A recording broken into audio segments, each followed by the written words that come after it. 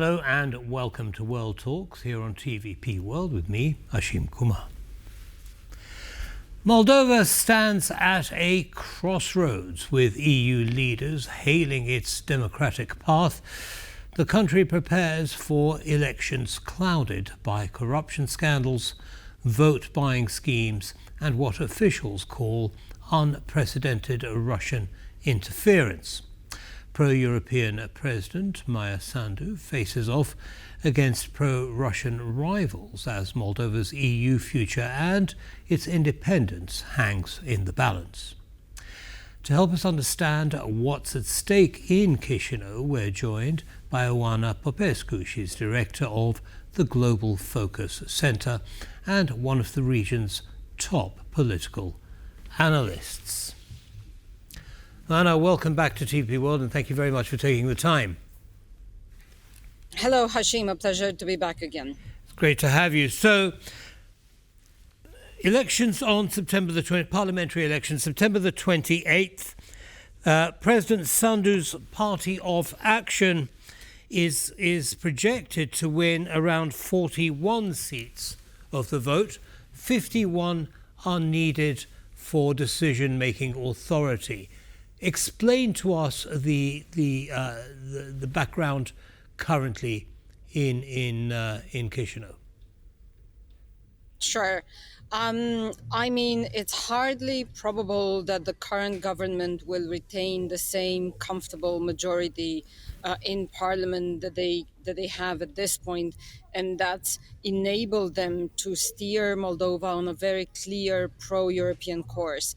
However, even the kind of result that you have projected, where they would be able to retain, however, control over the majority, is still a victory under circumstances where the country has been faced for years now with the ferocious hybrid campaign from Russia.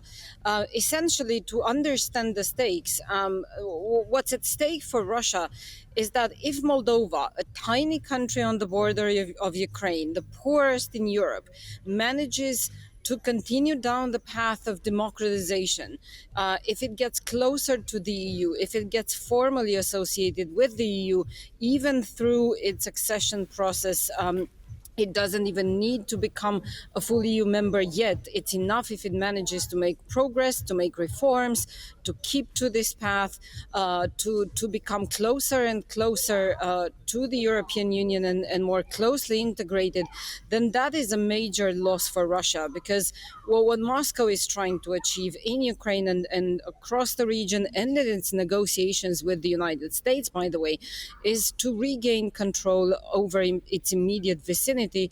And then from there, of course, the sky is the limit. I'm sure Russia wants to say continental security. I want to get to Russian influence and their objectives, but before doing that, yes, Maia Sandu and her party want to get on the path to EU accession.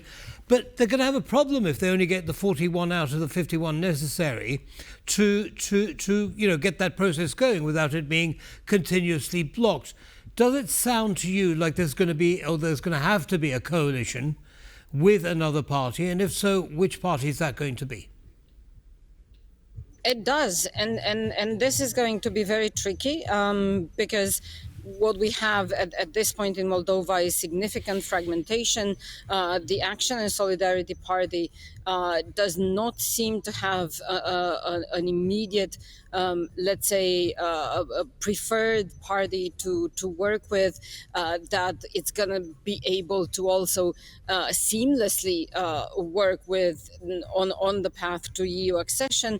What is also specific to Moldova is that Russian proxies have created parties with a pro-European appearance to try and steal away some of the votes of the pro-European constituency toward those parties that are only in appearance pro-European, but in fact serve the Kremlin's agenda.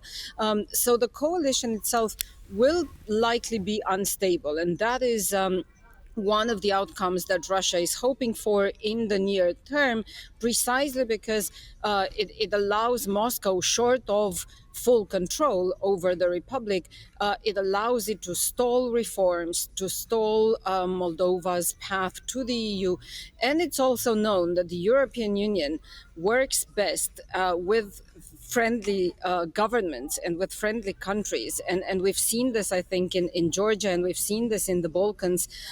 Brussels is not very good at helping foster the desire for reform at the grassroots. So when the government itself is not able to put together enough energy to implement the reforms and to mark all the necessary benchmarks, it's very likely that there's going to be some fatigue in Brussels as well when it comes to Moldova's that's from the EU's perspective, but from the Russian perspective, they seem to be pretty adept at causing this kind of uncertainty in what's going on. And their agent, it seems, is the oligarch Ilan Shor, who has a network that has reached what is estimated to be over 130,000 people in Moldova to influence their vote. Tell us a little bit about that network.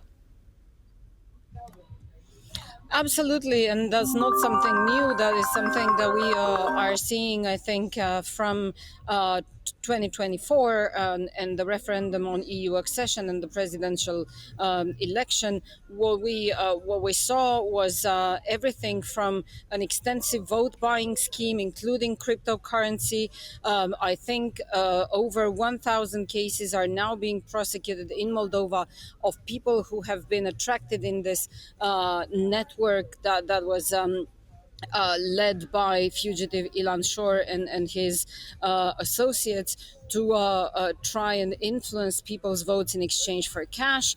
But we've also seen all sorts of other activities, from using Gagauzia and the Bashkan there, the separatist minority, as an inroad to from trying to slow electoral participation and the vote in Transnistria in order to stop pro-European voices from being heard on the ballot.